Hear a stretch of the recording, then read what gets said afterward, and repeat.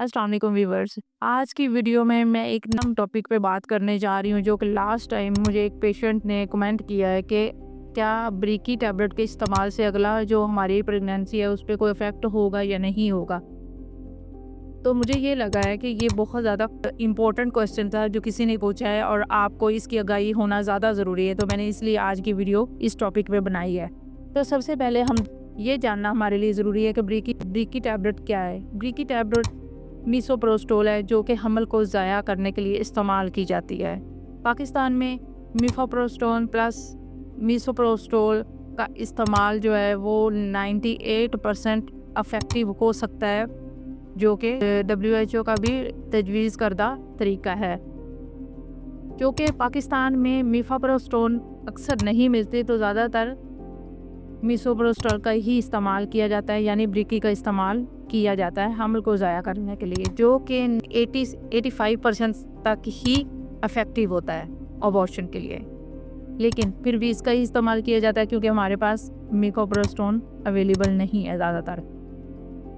अब ब्रीकी टैबलेट के खाली इस्तेमाल से क्या होता है कि अबॉर्शन के जो चांसेस होते हैं वो 85% है, जिसमें अनकम्प्लीट अबॉर्शन हो जाता है और उसके बाद मेडियन सी करनी पड़ती है, या रहम की सफाई, या आप कह सकते हो कोई यूट्रस में जो भी प्रोडक्ट है उसको निकालना ज़रूरी हो जाता है। तो ये उस सूरत में होती है जब आपका अबॉर्शन अनकम्प्लीट रह जाता है या कोई भी पीस अंदर रह जाता है। अब हम बात करते हैं क्या इसका असर नेक्स्ट प्रेगनेंसी पे होगा या नहीं।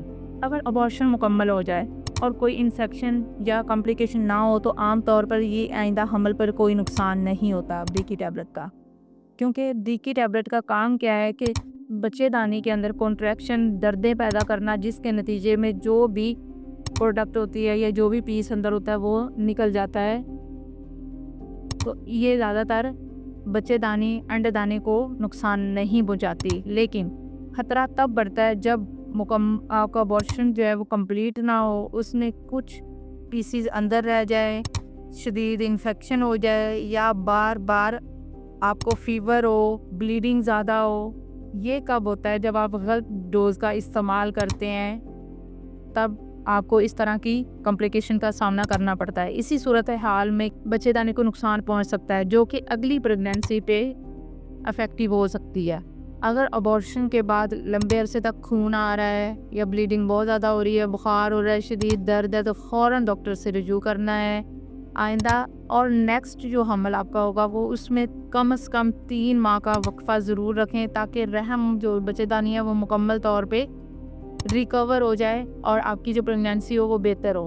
और अगर तो आपको बहुत ज़्यादा ब्लीडिंग हो रही है या बुखार हो रहा है या इसके साथ इन्फेक्शन हो रहा है, आपको डिस्चार्ज हो रहा है, तो आपने डॉक्टर से ज़रूर मशवरा करना है, डॉक्टर को ज़रूर चेक करवाना है, और कभी भी अपने से ये डोजेज़ का इस्तेमाल नहीं करना, जो कि ज़्यादातर पेशेंट गलत इस्तेमाल करते हैं। और मुझे हज़ारों इसी टॉपिक पे क्वेश्चन आ रहे होते हैं कि ये इतनी हमने मेडिसिन ली है तो हमें ब्लीडिंग नहीं हुई है, हमने इतनी डोजेज़ का इस्तेमाल किया है लेकिन इस तरह की कॉम्प्लिकेशन हो रही है। तो अपने आप को आप सेफ़ रखो। कोई भी मेडिसिन आप मेडिकल स्टोर से या किसी भी नॉन जो मेडिकल पर्सन है उससे लेके आपने नहीं यूज़ करनी। अपने आप को पहले चेक करवाएं, अल्ट्रासाउंड करवाएं, टेस्ट करवाएं, उसके बाद जो बेहतर इसकी मेडिकेशन होती है वो इस्तेमाल किया करें, इस तरह ना किया करें। अगर आप ऐसे करेंगे तो आपकी नेक्स्ट प्रेगनेंसी जो है वो भी इफ़ेक्टिव है, और जो आपकी मौजूदा सूरत हाल है उस पर भी बहुत ज़्यादा अफेक्ट होगा। और अब कभी भी इस तरह मेडिसिन आपने इस्तेमाल नहीं करनी। अगर आपका कोई भी क्वेश्चन हो तो आप मेरे से ज़रूर कमेंट किया करें। मैं कोशिश करती हूँ कि ज़्यादा से ज़्यादा आपको आंसर, और मेरे चैनल को ज़रूर सब्सक्राइब करें, लाइक भी कर दें, और दूसरे दोस्तों के साथ शेयर भी कर दिया करें। अगर किसी फ़ीमेल को इस तरह की कोई कॉम्प्लिकेशन है तो उसकी नॉलेज में इजाफ़ा होगा, वो आपको दुआ देगी। तो थैंक्स फॉर वॉचिंग। अपना बहुत ज़्यादा ख्याल रखिएगा, दुआ में याद रखिएगा। नेक्स्ट वीडियो तक के लिए खुदा हाफिज़।